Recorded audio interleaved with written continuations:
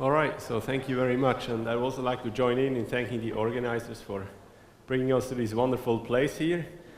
So I'm from Zurich in Switzerland, which looks like this. If you go to the website of Zurich Tourism, when I left yesterday, it looked more like this here. So this is my own picture. So before you come to Zurich, make sure you check the weather forecast. So I'm an experimentalist, and I'm not in quantum computing. I'm in quantum sensing, but my background is in nuclear magnetic resonance, spectroscopy, and also in nanotechnology. And I came to the field of quantum by trying to combine the two. So NMR, you know, from hospitals, it's big. And if you want to make it small, you need very sensitive detectors, and you need very sensitive magnetic detectors, which then brought me to, in this case, NV centers in Diamond, but in general to the field of quantum sensing. We had a nice podium yesterday, so I added 2 slides on what we do in Switzerland. So we have one big quantum network with about 35 groups. And also at the dinner table, someone told me there may be about 600 people in quantum science. So we may be 35 groups, about 300-400 in Switzerland, 200 here, so that would be all of the world's quantum scientists. So I think there are several thousand overall. So this program is about 10 years old. It's called QCIT. And one focus of it is not going into quantum computation, but being broad and basic. So one answer to all the big players entering the field is working on the basics, materials, algorithms, and also niche applications. At ETH, we're about 10 plus people. Most of them are in physics. So there was a vote that there should be more people from engineering, which is happening as we speak. So we implemented a master's program, which is run by the electrical engineering department and not physics. And also the most recent hires will be made in computer science and again in electrical engineering and not in physics. So we're trying to move this more towards engineering. We also have a weekly and a yearly get-together like the one here, but it looks more like that here. So with that, I would like to start. So I have prepared 2 lectures. One of them is going to be very basic. So I'm going to try and show you the basics of quantum sensing and also show the differences to quantum computation. That one may be a bit more than 45 minutes, so with the chair's permission, I will go a bit over time, and then we can shift the coffee break, and the second half is going to be shorter. The second half is a specific application we pursue in our lab. It started from a science project, but it's now also moving into technology transfer. So in quantum sensing, something you can see now is it's really applied. So I think the move towards industry will happen earlier than with quantum computers. You could compare it to transistors and semiconductor sensors. So the sensors were first and computers followed later. Okay. Who knows what a quantum sensor is? No one? Raise your hand. Who knows what a quantum sensor is? Okay, a few of you. So it's one of the main pillars of the EU quantum flagship. So if you're keen on getting funded, then make sure you know what it is. If you don't, there is an easy solution. So what do you do if you don't know what it is? You go here.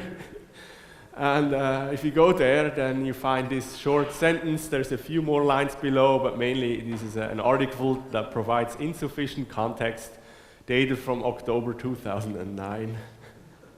So there hasn't been too much going on here. It's actually been updated very recently, but I think this yellow marked box is still in there. So the good thing, it means you can now come up with your own definition and define yourself what a quantum sensor is.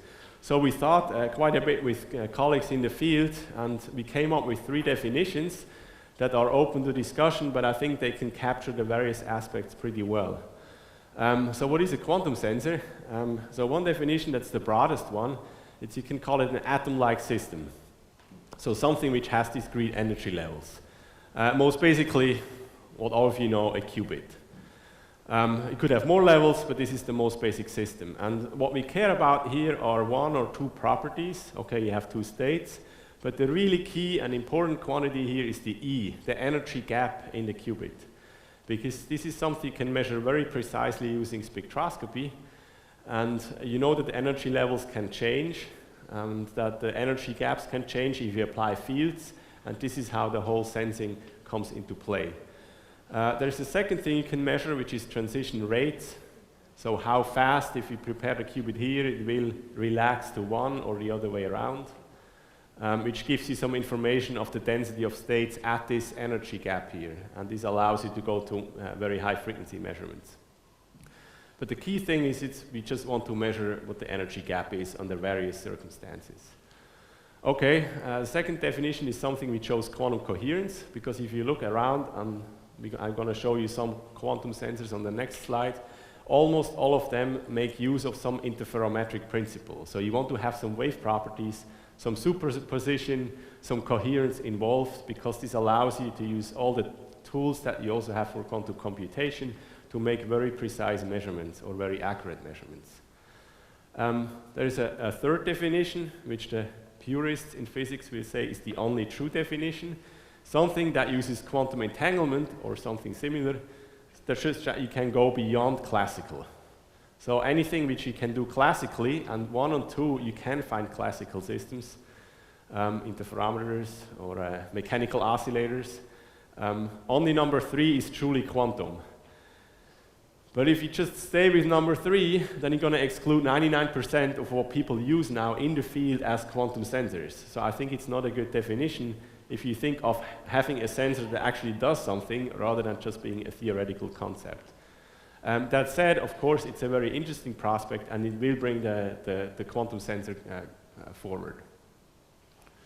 Good. So let me just show you some examples. And again, I'm going to rely on definition 1 and 2, so this can be very broad. The atomic clock you could consider as a quantum sensor, use energy levels to measure time. And in this case, you have many qubits. There are long-standing atomic vapor magnetometers, which are among the best magnetic field sensors. People have also built these small NMR probes, which use a very similar principle to put in MRI machines, and in real time monitor the magnetic field in the MRI imager to correct for distortions in images. Because, for example, if you breathe, you slightly expand, this slightly changes the magnetic field, which then has an effect on your image. And with these probes, you can follow that in real time. There are squid magnetometers, you could say it's a big quantum state, that are also extremely sensitive. So the atomic vapors and squids, they compete in the best magnetic sensitivity in units of Tesla. And you also consider optical interferometers, like the LIGO or Virgo. This is Virgo here, that uses interferometry to make very precise position measurements, or could even use squeezed light, so there you would move into number 3 definition to do very precise measurements. So here's another comparison which I find very useful. You can compare what do you need, or what are the key metrics for a quantum computer versus a quantum sensor. And the first one you see already here. So you have here some demo chip, and you see one big figure of merit, how many qubits do you have? In a quantum sensor, 1 qubit is usually more than enough. Sometimes you have many of them, like in an atomic vapor, but then they're all the same. It's an ensemble, and using the properties like that, you have the benefit of having many sensors versus 1. If you would also then do entanglement and squeezing, you can push it a bit beyond that, but in principle, you want to have 1 qubit or many identical qubits. In a quantum computer, you want to have them also individually addressable, readable. You want to be able to engineer couplings, make entanglement. So each qubit, in some sense, is an individuum, versus in a quantum sensor, you have either your one qubit, or you have a collective ensemble. In a quantum computer, you want to make this very protected. Say, go to a dilution refrigerator, run your computation in there. This is not very useful for a sensor, because in the end, you have a demand from industry, from some applied discipline that wants to use the sensor, and you have to adapt to the conditions that they have. Say, a room temperature, say something you can bring in a field or even in space. So it has to be robust. You can also show this in a different sketch. What we want to have here is a protected qubit, so we can put a shield around, but it has to have an opening. You have to have some signal that goes in somewhere that then allows you to measure it, yet you want to still try to reject all the noise. And I'm going to show a little bit later how that comes into play. So you can use symmetries, or say the noise is high frequency and you want to try and measure low frequency. You can go on with this list, but I'm going to continue it at the very end when we went a bit more through the details of quantum sensors. Good, so in our group, we work with spin qubits in solids. And okay, this is partially historical, but you can also ask yourself, why are solids very useful for sensors? And one first answer is solids are very robust. So if you think of trapped ions, you have to build an ion trap. The NV center is also, at least atomic physics-like, is an ion, but it's trapped by nature in a diamond lattice, which is very rigid. So nature provides you here a handle to hold your sensor, your qubit, and bring it close to the source of signal. Often you can make them nanoscale size because you're dealing with atoms. So the size comes in how well you can confine it. That would then bring you into microscopy and allow you to do very small scale measurements. And once you work with solids, typically you have an easy device integration. Again, you have a handle. If it's semiconductors, you may be able to connect it to semiconductor electronics. But it's just the easiness of access. There is a big disadvantage, which is, again, the crystal environment. So we are trapped in a solid. So if the solid is not perfect, and no solid is perfect if you're in solid-state physics, then you're always going to have to deal with crystal imperfections, with materials, and you can never avoid them. So again, for the NV center, we say none of them are identical. If you study one well enough, you can find couplings to nearby nuclei, and you can always re-identify it later. So you can give them names, and they're not going to be identical. And this is something you don't like if you want to build up, let's say, a quantum computer, where you want to have ideally each qubit to be exactly the same, or at least controllable. Okay, so what we use is spin defects in diamond. There are other semiconductors like silicon carbide also upcoming, but diamond is, as of now, still the standard, and I don't think this will change very rapidly.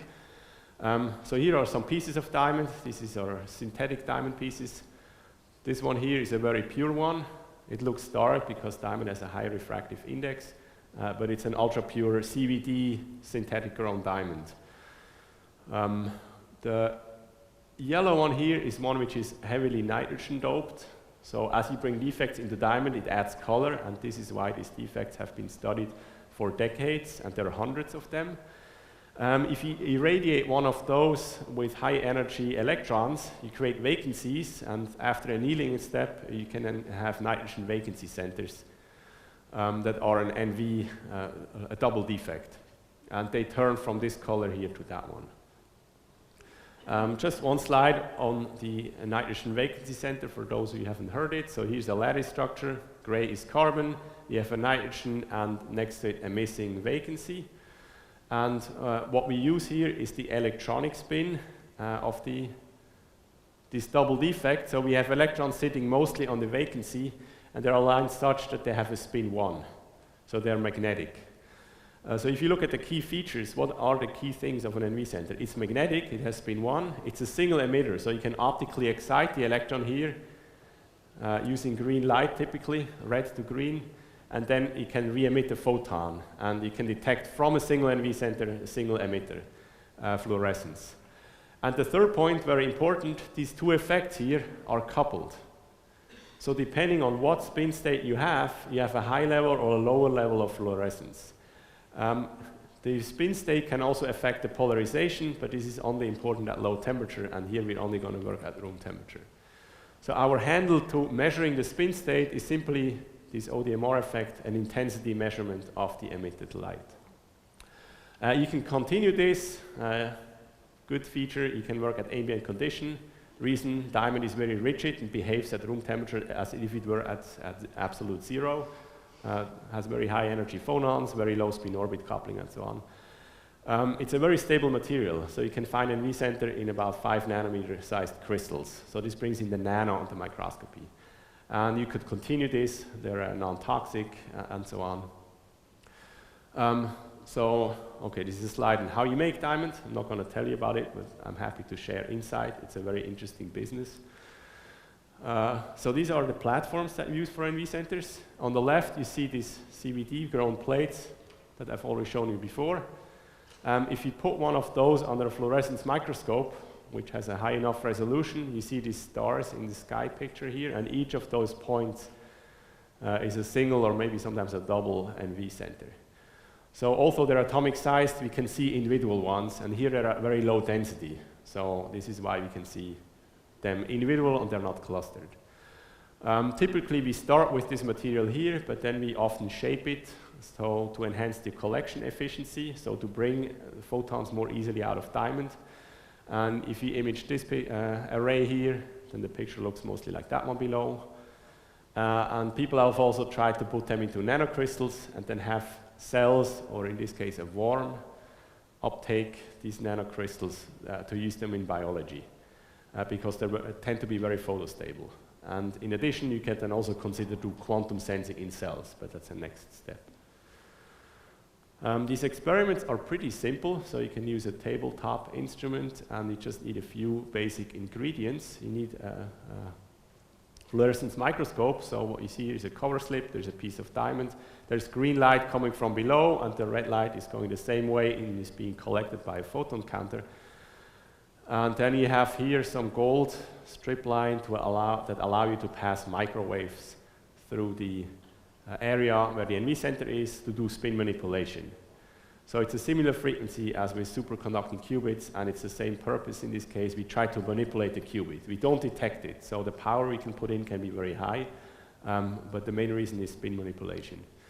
You always also have a magnet because we are in the field of magnetics, so you want to be able to control your magnetic field.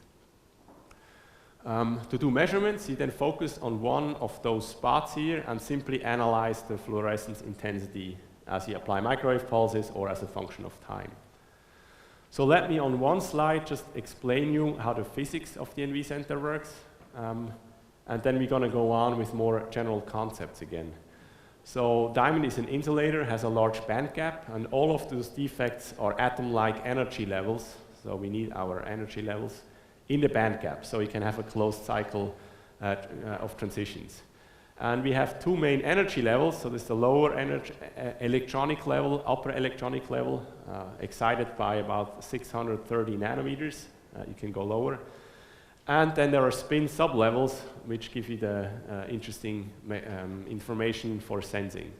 So in order to address the electronic transition, you use green light and detect red fluorescence, and then the blue here is microwaves that you use to change the spin state. So if you now just shine green light on the NV center continuously and measure the fluorescence as a function of time, and in the next step you also apply microwaves and slowly change the frequency, then you get a picture like this. So this is intensity here of red fluorescence as a function of time, and time means I dial the knob of our frequency generator on a scale, let's say, of a minute, and I watch the intensity of fluorescence. And you see you have a high level of fluorescence unless you're at this magic frequency here, which is exactly the frequency of this transition between 0 and plus minus 1. So what happens if you're just shining green light, you're mostly cycling this transition here. Occasionally you go through this third level, and what you detect are two things. So you measure photons, and in addition you have an optical pumping effect, because whenever you go this non-radiative transition here, it's a singlet state, so we'll always make it back to 0. So green light acts here as a detector, so you measure the intensity of fluorescence, and as an optical pumping mechanism that allows us to initialize the qubit. So with the same laser pulse, we can do two things. We can do initialization and readout. So as we do this, then we're here always mostly in the 0 state, unless the microwaves are able to flip the spin from 0 to plus or minus 1. And in plus minus 1, the scattering rate is smaller. Again, it has to do with this extra state here, and we see a reduction in fluorescence. So as soon as we see this dip here, we know, we've been resonant with this transition, and we can read out the frequency, and with this, the energy of the energy gap here. Okay, so this is at 0 magnetic field. If you put a spin in magnetic field, then there is the Zeeman effect. So levels will shift. The 0 level is unaffected, the plus level will go up, and the minus level will go down by convention. So what you see is something like this. At 1.3 millitesla, you get 2 lines because one line went up, so if you go forth and back, you see the lines shifting. And we see a change in the energy level and a change in the spectrum. So this is where the sensing comes in. We can do a spectroscopy measurement, we can measure a frequency and relate this to magnetic field. And here's the nice feature of quantum sensors, at least of like the atomic systems here. We can directly relate the frequency change, or in this case also the frequency difference between the peaks, to magnetic field. There is a conversion factor that allows you to convert from units of Hertz to units of Tesla. The conversion factor is given by the gyromagnetic ratio, 2.8 megahertz per Gauss. So whenever we measure a frequency, we can in absolute units tell what the magnetic field is. And this is very useful. It's maybe just standard for you in physics, but if you go to engineering, all kinds of sensors, temperature, magnetic sensors, they all need to be calibrated. So this is a calibration-free sensor that is just calibrated by constants of nature. There is the G factor of the electron that can vary in materials, but in diamond it's basically close to the G factor of the free electron. So this is an advantage of quantum sensors talking to engineers. It's a calibration-free sensor which is calibrated by nature. There is an additional feature you see here. We labeled the magnetic field here not as B, not as a scalar field, but as B and V. And the reason is that the NV center is a vector magnetometer. So the magnetic field you measure is the magnetic field projected on the symmetry axis of the NV center. So you have the nitrogen, the vacancy, and what you measure is the magnetic field component along this direction. This is due to a crystal anisotropy of the NV center. So the bottom line is it's a vector sensor. We always measure one component of the magnetic field, and by knowing in which direction the NV center points, we know the direction of magnetic field that we measure. Okay, so let me move on a bit to SNR and how to improve this and also get more general. So if you want to have a very precise measurement, it just means you need to be able to extract this frequency as precisely as possible in a standard amount of time.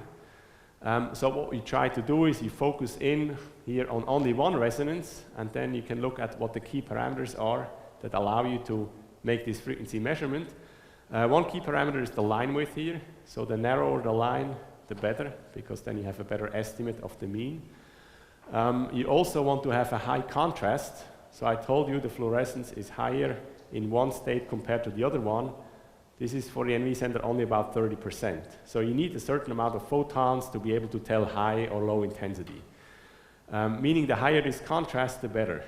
Ideally, this would be 100%. No photons in one state and a lot of photons in the other one. But unfortunately, at room temperature, this is not the case for the NV center.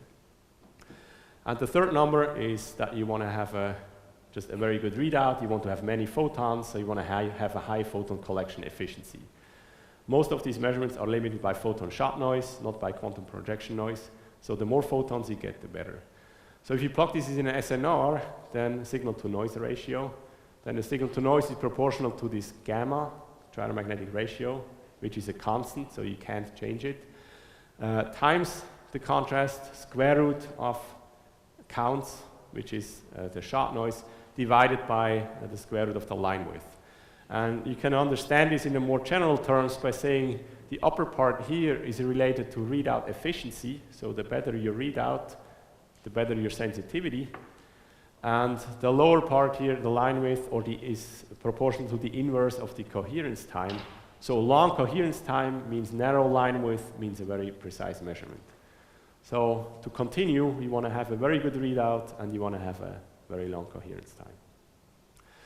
Just as an example, we repeated this experiment here on the left for a slightly different field. And so if you change it by a fraction of a millitesla, you see the line shifts. And if you were just to sit at this point here, you can see this shift by monitoring intensity as a function of time. If the field shifts, your intensity will go down, or if it would shift the other way, it would go up. So this is the way you can do an efficient measurement. Okay, so this is the very basic scheme, the basic physics, and all that comes is building on the fundamental block of that you try to measure very precisely the energy gap, or more generally, a parameter of your system. So let me, for the last couple slides show a bit more formally on how you can understand the protocol of quantum sensing and then also compare it to quantum computation. So what we used here is this scheme here. So we had a laser and we simultaneously had microwaves, and we changed the frequency of microwaves, record the signal as a function of the microwave frequency. This is a CW spectroscopy experiment. A more general scheme, and you could say it's the basic or canonical scheme here, is the Ramsey spectroscopy scheme, where you have this chart here. So you're used to gates and gate diagrams. In quantum sensing, we prefer usually this type of diagram. And so where we have an arrow of time, and the key thing is time is one of the most important variables. And then we draw on different lines here the manipulations that we apply to the qubit. And in this case, there are two different things we can do. We can apply a laser pulse or we can apply a microwave pulse. The laser pulse will initialize or the qubit, optically pump it into a known state, and the laser can also be used to read out through intensity what final state we have. Microwave pulses are here to manipulate the qubit, to move it around on the blocksphere. So in a Ramsey spectroscopy experiment, we polarize, then we apply a so-called pi-half pulse, wait for some time t, apply another pi-half pulse, and record the readout, which then will result in an oscillation. Before I show you the result, I'm going to walk through this in more detail, because this is the basic concept that you can then carry on and apply to basically all quantum sensing experiments. So if you go to a blocksphere, it's a most useful picture here for quantum sensors, because we usually have only one qubit. You start with the NV center typically in an unknown state. So it's a thermal state, and at room temperature, thermally means it's equally populated between state 0 and say 1. It could also be state -1, but usually you try to apply a little bit of field and to isolate 2 levels out of the 3. So in order to have a defined initial state, you use a laser, an optical pumping pulse, can be very short here, order of microsecond, and then you have it in a defined state, let's say 0. In the next step, you apply a microwave pulse to rotate the spin into the equatorial plane and to initiate precession, symbolized in red here by a pi-half microwave pulse. So you have a 90-degree rotation into the plane. Now starts your measurement. So what does the qubit do? Once it's in the plane, the spin will start precessing. It will acquire a phase. And this phase is proportional to the frequency times time. And the frequency is given, again, exactly by our transition frequency. So we let the qubit rotate for a certain amount of time. And what we care about is the phase that the qubit picks up.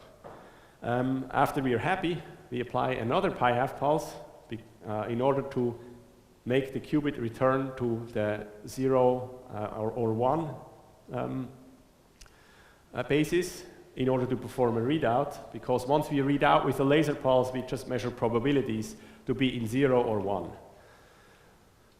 Once we do the readout, there's a projection happening, and the readout then externally is seen as a number of photons, and ideally as an answer, we were in 0 or we were in 1. And this is probabilistic. I mean, if the qubit's here, we can also get a 1 output, but the probability is just lower. So you already see that we'll have to repeat this measurement many times to get some probabilistic answer. If you take a step back, you can divide this into more formal subblocks. So you can say you have 3 types of steps happening. You have a preparation. In a preparation step, you prepare the qubit in a known initial state that you want to have as your initial sensing state. Then the key part is happening during evolution. So you let the qubit evolve under a Hamiltonian for a certain amount of time. And then, once this evolution is done, you detect the final state in your measurement basis, and you may have to convert this back to the readout basis. So it's a very general scheme. You need a physical mechanism to initialize and bring the qubit into a known initial state, and then detect a desired final state, again, through microwaves and optical readout. So what are we actually measuring here? the measurement is happening during this free evolution period. So we measure a phase, but you can relate this phase, simply speaking, to a Hamiltonian. So you pick up a phase, or you could say you have a superposition of 0 and 1, and they pick up different amount of phase, and what you measure is the phase difference of the phase picked up by 0 and the phase picked up by 1. This phase is proportional to, well, Hamiltonian, or energy times time divided by h bar. Or if you enter the Hamiltonian, it's given by a frequency times time, and the frequency, or these three symbols in the middle, is the gyromagnetic ratio times magnetic field times the spin operator. And what the key thing here is are the two blue quantities. We measure a phase, but this phase here is proportional to a parameter, an external field in a Hamiltonian. So by measuring phase and knowing all the other parameters, knowing time very precisely, knowing our conversion factor gamma very precisely, we can measure magnetic field. The additional thing you see is that the Hamiltonian here can be engineered. It can be made different. In this case, what we pick up is the phase due to a field along the z-axis. So we make a vectorial measurement of magnetic field. We only measure the component along bz. So let's say if there were noise along bx, by, it can have an impact, but we have a way to discriminate different vector orientations of the magnetic field. You can turn it around even more. If you think of atomic clocks, they can be cast in a similar formalism. What we measure there is also phase, but then we say we make conditions extremely fixed. We have a very precisely defined frequency, and we measure time. So if you know frequency very well, we can use this as a standard of time, and this is what you can say happens in atomic clocks. You also see that time, once we want to measure frequency, is a very important variable here, because if our time base were off here, it directly transmits into the precision of our measurement, and we rely on the very precise time bases that are available today. There is an analogy that I like a lot because it shows clearly the similarities with classical sensors and quantum sensors. So when I grew up, we still had these mechanical stopwatches. So if you go,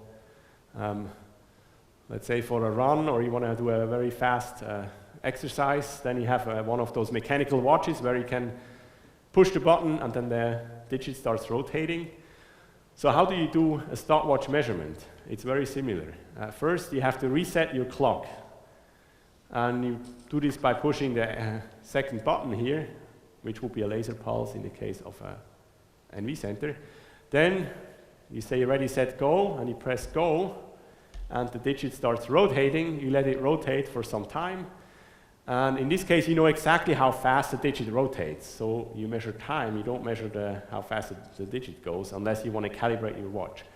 And eventually press stop, and then what do you read out? You measure the phase. So how many cycles, how far has your digit progressed? So now comes the readout, now comes the difference. So if you want to read this out, you just look at it and you see, okay, points here. So we have 17 seconds, for example, and you know the answer. If you do a quantum readout, it's not as nice. We only can get answers of 0 and 1, and they're not even clearly defined. So in this case, if the digit would progress really to 30 seconds, then you would get a 1 with ideally 100% probability. If it would go on and complete the 60 seconds, you would get a 0 with 100% probability. Whenever you're in between, you can, even in this situation here, get an answer 0, but you're more likely going to get an answer 1. So key thing is you have to repeat the measurement many, many times in order to build up statistics. So formally what we do, it's a binomial distribution, and then for a binomial distribution you can get a probability and you can get a standard deviation. The standard deviation in general terms is about 1 over square root of 4n. It can vary a bit, but this is the most basic formula. And the n here is the number of times we repeat the procedure. So the bad news is, in order to do this quantum sensing experiment, you have to repeat your sequence always. Otherwise, you're not going to get any useful information. You can get around this a little bit by using ensembles. So if you have an atomic vapor magnetometer, you replace this repetition with just having a huge number of n qubits all running at the same time. And then you can trade ensemble average for repetitions.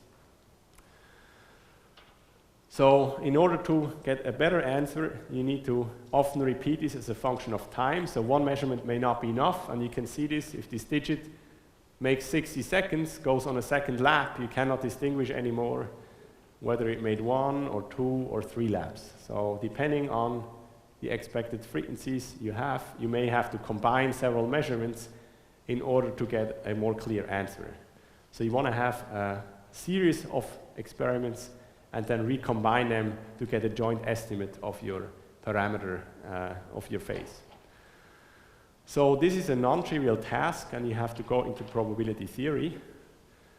So the question is, what is the most efficient way, or what measurements do I have to do to get in the shortest amount of time the maximum amount of information? So you go to Bayesian statistics, something called Fisher information, where you can optimize the measurements given on the assumptions what you want to do, what your experiment is going to be about. So this is a very non-trivial problem. It's often easy to find approximate solutions, but to get rigorous answers, you have to dig deep into probability theory. Okay, so let me return to the Ramsey experiments from before. So the top one is the scheme we had. The lower one is the experiment. So if you repeat this experiment here as a function of tau, so we perform many experiments with increasing values, delay times, evolution times tau here. You record the oscillation, and this is the oscillation of the qubit or the spin precessing in the xy plane. Or that would be the digit doing many 60-second laps. The field here you can extract from the oscillation frequency, which is exactly the frequency that we like. So this is the transition frequency between 0 and 1. We can again change field slightly, here only by a few microtesla. You see the frequency changes, and we can very clearly detect the change in magnetic field. And you also see this is more sensitive compared to our previous method. Clear change for a much smaller change in magnetic field. Okay, so this is the basic scheme, and from here you can now go on and do a lot of different qubit manipulations. And this is one of the arts of a quantum sensor, that you can do many different gates, many coherent manipulations of the qubit. So the basic building block is that you initialize it with some external mechanism like a laser pulse, and then in between here you can engineer or change your Hamiltonian, your qubit states, any way you want. So there's a big freedom in what types of microwave pulses or gates you apply. Basic idea, you always want to extract one parameter out of your Hamiltonian, and then finally you have to have a readout, again here for NV centers with a laser. So the basic scheme you have seen is CW spectroscopy. You can do pulse spectroscopy, you can do Ramsey interferometry, you can do more elaborate schemes like AC magnetometry to extend this to AC magnetic fields from DC fields. You can do something called relaxometry to probe very high frequencies, spectral densities at the order of your qubit transition. And you can go on for the NV center. You can change the Hamiltonian to probe the Hamiltonian that is changed by electric fields or by magnetic fields. So you can simultaneous electric field sensing or magnetic field sensing using different symmetries of the Hamiltonian. You can also do thermometry. If you heat up diamond, it slightly expands, and this affects the energy levels. The same is strain and pressure. And the main thing is you utilize that the Hamiltonian has different symmetries for the different interactions with different fields. So here is one of the most advanced examples, just to show you how this looks like in the lab. So what we use for this is a script language that translates our script organized in time segments into laser and microwave pulses. For the expert, this is a dynamical decoupling experiment. So each block between the dashed lines here is one experimental time step, so different tau values. You have initialization, you have some microwave pulses, you have another laser pulse to read out. So this is what we applied to the qubit. The qubit sends back photons, which are detected by a photon counter and time tagged. So we can, when a photon arrives, always relate it back to where exactly in our sequence the photon arrived. But this is all in post-processing, so no real-time decisions. This is what the photon counter measures, integrated over many cycles. So we see whenever the laser is on, you have high counts, and what we really care about here is this initial peak, which is the high or low fluorescence for 0 or 1 states. And you see the peak intensity here, it's the most extreme, is a high peak here, and is a low peak. So here it was in the 0 state, and here it was in the 1 state. Then we do an integration, and then we get output counts that we can relate to each experiment. In this case, this was a reference here that just tells us what are the fluorescence level in 0 and 1, and then these are the actual experimental points. We get probability values, and then we feed all the probability values into an algorithm. Usually it's quite a simple algorithm that allows us to extract the parameter that we want, which in this case could be the magnitude of an AC magnetic field. And then the goal is to get as an output something with a value of Tesla or micro Tesla. This is one example. This is another example. It's just experimental data to show you what can be done, which is an arbitrary waveform detection. So you can try and implement similar algorithms or similar schemes as on oscilloscopes by doing AC measurements and then mapping out waveforms. So this here used a spin echo sequence, again for the experts, where we mapped out some artificial waveform, applied magnetic waveform passing near the qubit, and the goal was to find out whether we can accurately measure it. So black is the input and blue is what was measured in the, with the NV center. So you can do also oscilloscope type measurements. Good, so to wrap up, I want to go back to this comparison of quantum computers and quantum sensors to highlight again what is good here and what is good there, what do we care about. We've seen quantum computer, many qubits, individually addressable, very protected. You want to be able to operate inside, but please no other outside influence. Quantum sensor, usually one or an ensemble, and you want to be able to bring it into the field, and it's the field or the application that determines what your qubit should be able to do. So you can't design your perfect system. The applied person has to tell you what they want to measure. So here are a few additional things just to compare, also to see whether a physical qubit is a good qubit for computation or for a sensor. I think what you care a lot about is gate fidelity, and overall just fidelity matters. 95%, 99, 99.9 is a big figure of merit. This is not very important for a quantum sensor.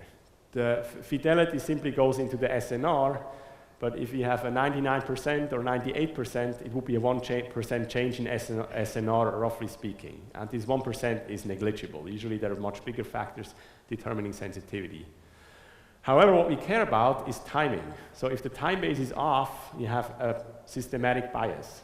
So you need a very good timing, and this is also why I showed you these different diagrams. The key thing there is the error of time. Then another thing, I think you care a lot about single shot readout in quantum computation, also in quantum communication. Not so important for quantum sensing, and this is quite easy to see. So let's assume you have a quite good readout and you're able to tell with 80% fidelity whether it's 0 or 1. If you can increase this to 90%, then from a quantum sensing perspective, you don't gain much more information. You already know with quite high probability you're either 0 or 1. But knowing better 0, 1 doesn't help you much. What you have to do is you have to repeat the experiment many, many times to get this intermediate value between this probability of measuring zeros or 1. So rather than spending a lot of time and effort in getting a good readout, you rather repeat your experiment more often to get a better estimate of how many times do you get a 0, how many times do you get a 1 to get a probability. You can look at this, and very often it turns out it's best to be near single shot. So at the threshold where all the other noise, shot noise in our experiment, is comparable to the projection noise, because then you have balanced noise sources.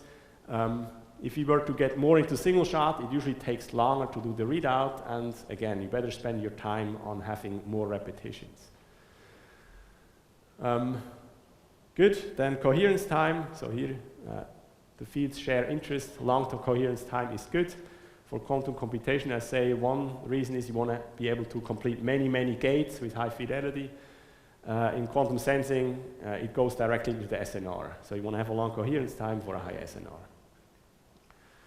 Good, so let me summarize the most important points. What is a quantum sensor?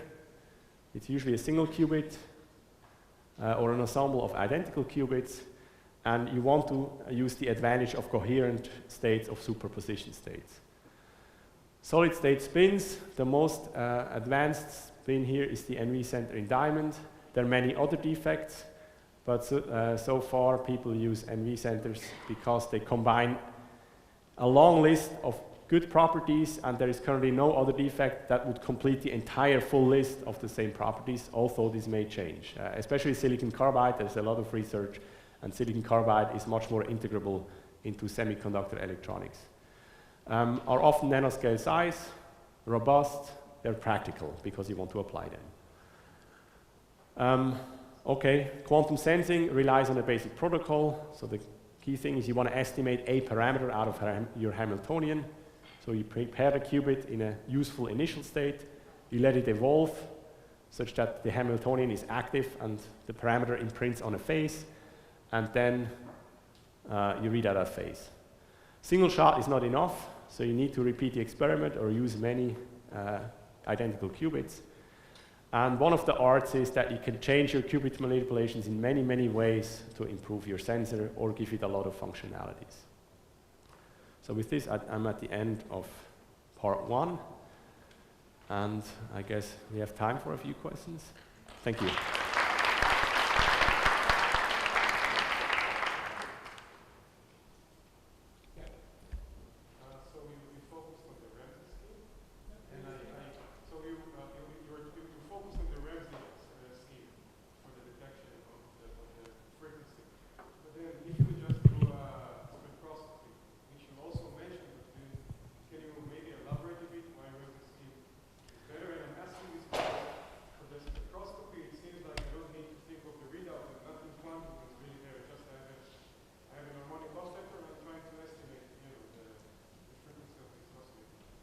Okay, so the question is, what is better? I call it CW spectroscopy or Ramsey spectroscopy. So one reason for the Ramsey spectroscopy was educational nature, because it's the most basic scheme that all the others you can build upon them. For the NV center, the Ramsey spectroscopy usually performs better. And one reason is, as you have laser fields on and microwave fields on, you typically broaden your NV center transition, or you can also get a contrast that is lower than the optimum. By separating laser pulses from microwave pulses from the evolution time, where there was no microwave or control or no laser on, you can optimize all the parameters, so meaning count rate, contrast, and line width individually to their maximum values. Whereas in the CW spectroscopy, they're kind of mingled up, and you cannot get the optimum values for all of them. So this is the practical reason here. But otherwise, yeah, anything which gives you the frequency precisely is good enough.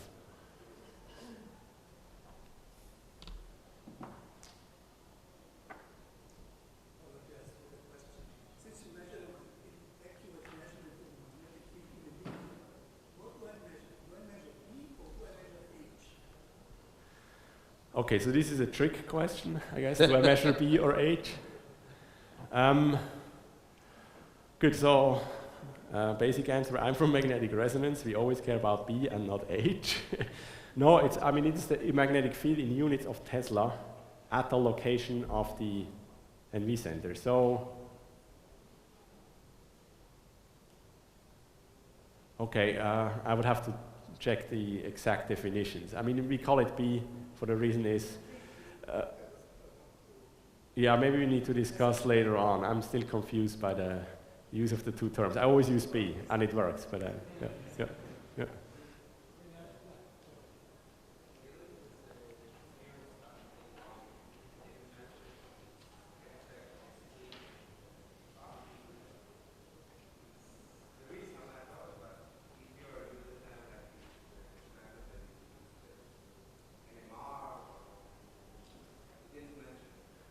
Okay, I'm not sure whether I heard the question.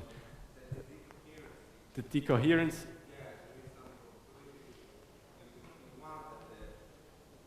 Okay, so the question of relaxation, there is a T2, so in NMR we say there's T2 star, T2, and T1.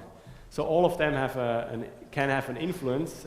For most spin systems, including the NV center, T1, so that's the longitudinal relaxation from 0 directly to 1, is much, much longer than T2. So in this case, it's T2 determines or T2 star determines the Ramsey sensitivity. There are other schemes when you measure directly how long, what is the T1 process, how long does it take for the qubit to randomly change from 0 to 1, or then this also gives you information. It gives you information about the density of states at the precession frequency. So T1 can play a role if you want, but not for the Ramsey scheme shown here.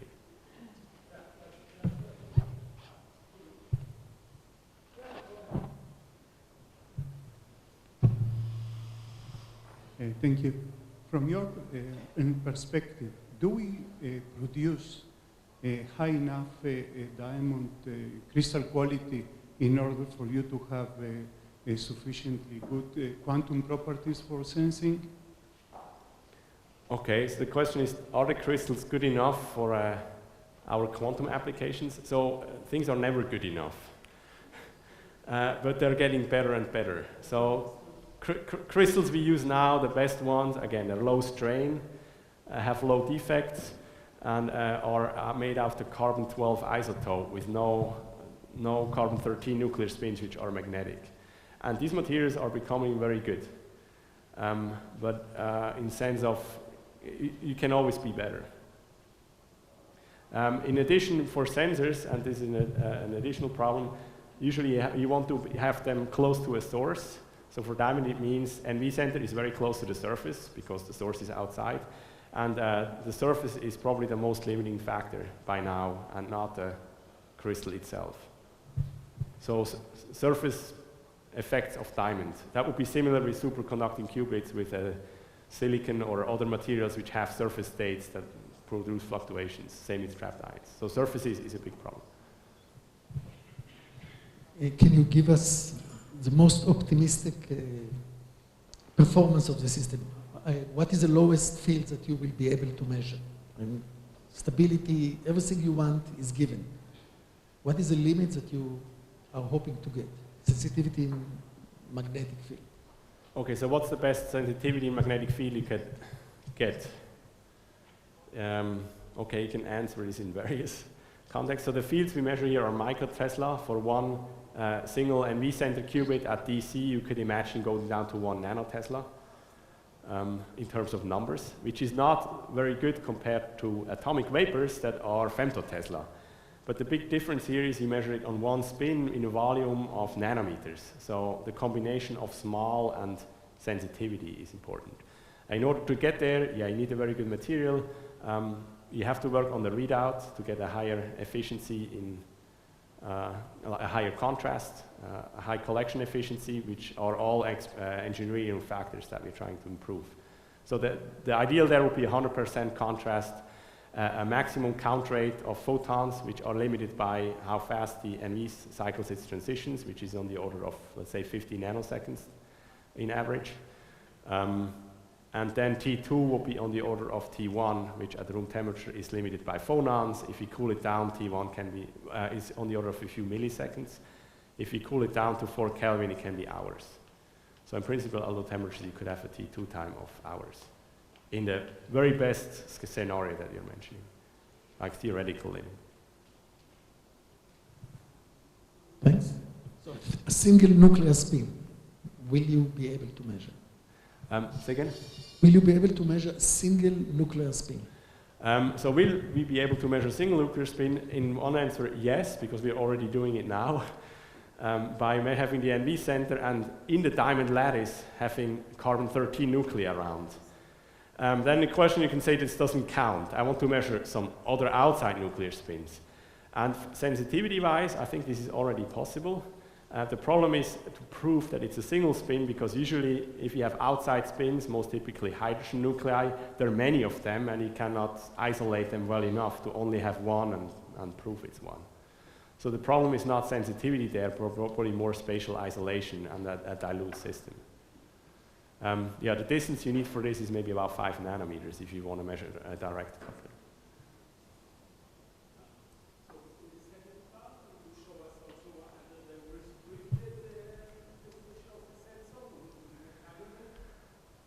No, because so you can ask yourself how you would do entanglement here. There is only one qubit, so it's pretty hard to do entanglement. There is one thing you can do, which is not really entanglement, but goes in the right direction. Is the NV center is a Q trig, so it has 3 levels. So you can start exploiting all 3 levels in one measurement. For example, measure directly the transition between +1 and -1 states. Here it's always between 0 and 1 or 0 and -1. And theoretically there you can gain an advantage in sensitivity of a factor of 2, because your frequency is can be now made, or response to magnetic field is twice as strong, which is a first step in the direction of using superpositions of multi-levels to do more efficient sensing. But otherwise with NV centers this is pretty tough. Yeah.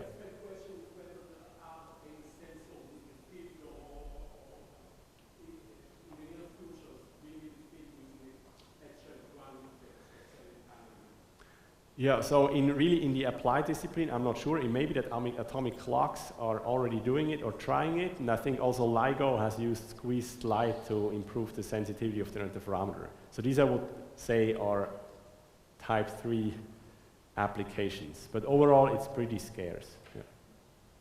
It's a very interesting concept, but it takes a long time to go from, well, our physics community, and then you realize people in the field in engineering care about something completely different. So.